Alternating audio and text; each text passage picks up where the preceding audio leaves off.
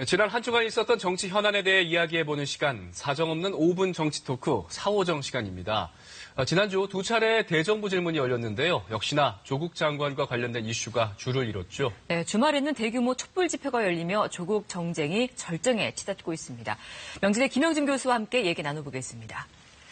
네, 교수님, 검찰 개혁을 요구하는 대규모 집회, 검찰청사 앞에서 열렸는데 어떻게 보면 조 장관에 대한 또 검찰 수사를 촉구하는 그런 맞불 집회도 열렸고요. 이 주말 집회 어떻게 보셨어요? 11월이면은 문재인 정부가 딱 반환점을 돌거든요. 네. 2년 6개월이 됩니다. 네. 그래서 대통령의 취임사를 다시 한번 쭉 읽어봤는데 눈에 띄는 대목이 몇 가지 있었습니다. 그러니까 진정한 통합이 시작되는 날로 역사의 기록이 될 것이다라고 얘기를 했고요. 그리고 대통령께서 뭐라 그러냐면 이제 진보와 보수의 갈등은 이제 끝내야 된다라고 얘기했고 국민 모두의 대통령이 된다고 약속을 했는데 2년 6개월이 지난 이 상황 속에서 지금 조국 종국 때문에 나라가 두동강이 난 부분들이 있거든요. 그러니까 맞불 집회가 막 이루어지고 있으니까 정치의 가장 큰 본질은 갈등을 조정하는 겁니다. 그렇죠. 한마디로 해서 이 정치권 전체가 본연의 기능을 못하고 있다는 부분들이 참 안타깝지 않나 생각이 좀 들고요. 그것을 결국 이제 최종적으로 조정하는 힘은 대통령의 힘이거든요. 이제 그런 면에서 보면은 여하튼 정점을 향해서 가고 있지만 빨리 조속히 매듭이 돼야 될 수 있는 그런 시점이 맞다는 생각이 좀 듭니다. 어떻게 보면 대통령의 결단이 좀 필요한 시점이다라고 그렇습니다. 말씀하신 건데 한국당과 바른미래당은 조 장관에 대한 탄핵소추안 또 해임 건의안을 동시에 추진 중에 있습니다. 자, 이번 대규모 집회가 정치권에서 벌어지는 이른바 이 조국 전쟁에 어떤 영향을 미칠 것으로 보십니까? 일단 뭐 아주 굉장히 진영의 싸움으로 크게 치닫고 있는 것 같아요. 근데 저도 한번 이 자리에서 한번 얘기하는 것 같은데 이번에 그 조국 종국 사태 문제는 진보 보수, 여야 보수의 싸움이 아니에요.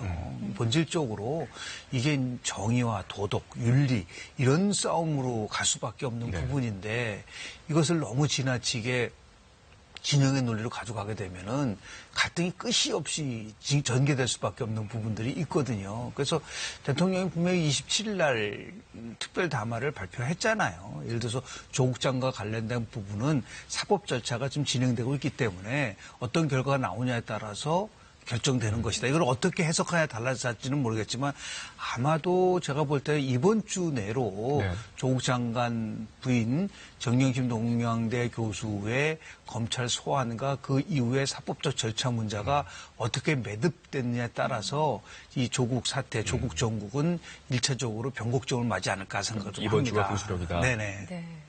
26일에 대정부 질문 역시 조국 청문회 2차전을 정말 방불케 하는 그런 모습이었는데 가장 또 이슈가 된 것이 조국 장관이 자택 압수수색을 당할 당시에 이제 그 검찰 팀장과 통화를 했다 이거잖아요. 그러니까 뭐 수사 외압이냐 아니냐 그런 감론을박이 있었는데 어떻게 보십니까? 일단은 뭐 이제 검찰 측에서는 그 수사에 대한 외압의 성격이 있고 좀 불편하다는 얘기를 한 거고요. 또 다른 쪽에서는 이게 통화 사실이 유출이 됐기 때문에 엄밀하게 따지면은 결국 이거는 검찰과 야당이 서로 함께 이렇게 협조하는 것이 아니냐라고 하는 그 문제를 가지고 실은 크게 부닥쳤다고 좀 보는데요. 저는 의회정치를 전공하는 연구자 입장에서 봤을 때 대정부 질문의 기능에 대한 부분들을 여야가 좀 함께 고민을 좀 해야 된다고 좀 생각을 합니다. 그러니까 정기 국회 시절의 대정부 질문의 핵심은 그동안 1년 동안 정부의 정책이 어떻게 잘 이루어졌고 예산이 어떻게 잘 편성됐냐를 통해서 이번 슈퍼 513조 예산을 어떻게 잘 만들 것이냐에 중점이 돼야 되는데 모든 게 다 조국에 대한 청문회 2라운드로 가져간다고 한다는 것은 국회가 국회답지 않은 거예요. 그러면 무시하라는 게 아니라 너무 그런 쪽으로만 가져가게 되면 가장 본질적인 민생의 문제라든지 법안 문제라든지 이런 게 좀 등한시될 수 있는 위험성이 있는 부분이기 때문에 빨리 국회도 정상화될 필요가 있다고 봅니다. 자, 이제 오늘과 내일 두 차례 대정부 질문이 남았어요. 경제와 사회교육문화 분야가 남아있는데 여기도 마찬가지로 조국 장관 관련된 이야기가 뭐겠죠?